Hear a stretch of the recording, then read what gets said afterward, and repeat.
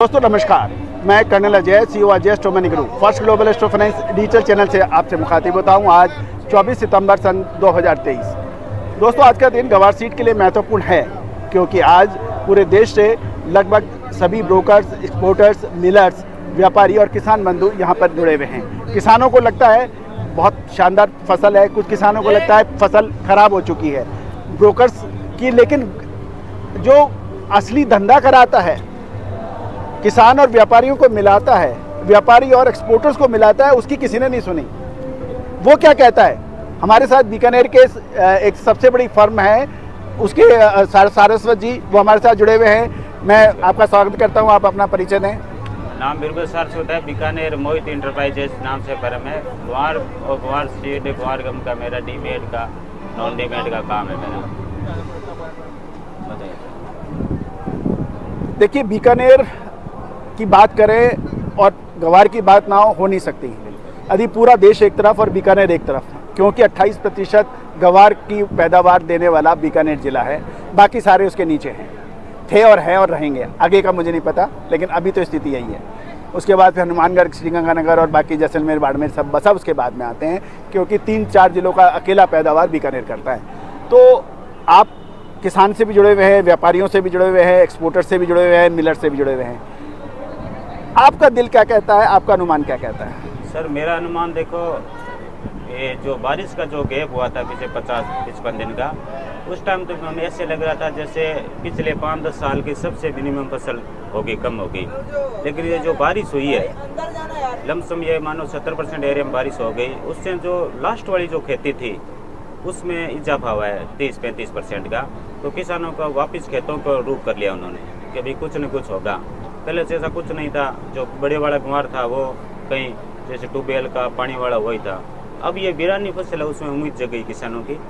अब मेरा एक आपसे बहुत एक अहम सवाल है, क्योंकि ये ग्रुप से, जैसे हमने एग्री ग्रुप के एक प्रमुख सदस्य से बात भी की, तो उनका कहना था ये 1 सितंबर से उन्होंने किया और 7 सितंबर में किया, फिर बाद में एक्सटेंडेड करके 15 सितंबर तक किया। और हमने उनसे एक प्रश्न किया था कि यदि 15 सितंबर से और के बाद में बरसात हुई तो आपके नहरी इलाके की मैं नहीं कहता, लेकिन बरानी इलाके में फ़र्क पड़ेगा। तो लेकिन वो चेंज करने को तैयार नहीं थे।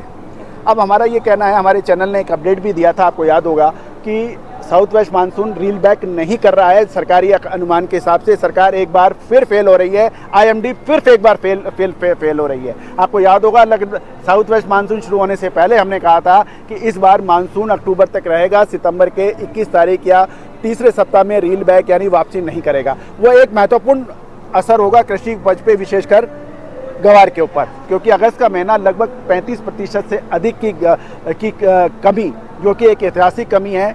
जब 2 या 3% की अधिक कमी होती है तो ही फसलें खराब हो जाती हैं, लेकिन 35% की फसल मतलब तहस नहस।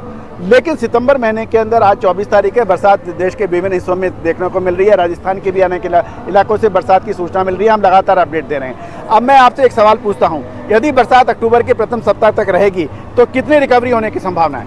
तो जो नई वाली फसल है उसमें कम से कम 35-40% इजाफा हो जाएगा नई वाली फसल में। और पुरानी वाली है वो तो सब कटाई पे है, बस कुछ 30%, 40%। हमारे जो एरिया ट्यूबवेल है उसमें कटिंग हो गई, और ये नोरी बेल्ट है उसमें तो आप ये मानो 80% से ऊपर कटिंग हो गई। उसका ये क्वालिटी वाइज नुकसान है, उसका क्वांटिटी वाइज अभी ऐसा नहीं लगता कोई नुकसान है। और हमारा जो बिरानी एरिया है उसमें मतलब इजाफा 35-40% का बिल्कुल होगा सर।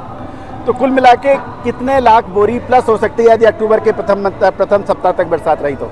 जैसे अब अपन सब मान रहे हैं 55-60 लाख बोरी, पहले 45-50 था, फिर ये बारिश हो गई उसे 55-60, तो आप मान के चलो 70-72 के बटे फसल। ओके, बहुत महत्वपूर्ण है कि 70 लाख से अधिक यानी 72 लाख की होना होगा, तो लगभग 30% की तेजी बढ़त, तो वो एक महत्वपूर्ण होगा। दोस्तों ये सारे जो शो हैं ऐतिहासिक होंगे, आप नोट करके रखना। हम फिर लगातार आप तक मिलेंगे। All the best, good luck.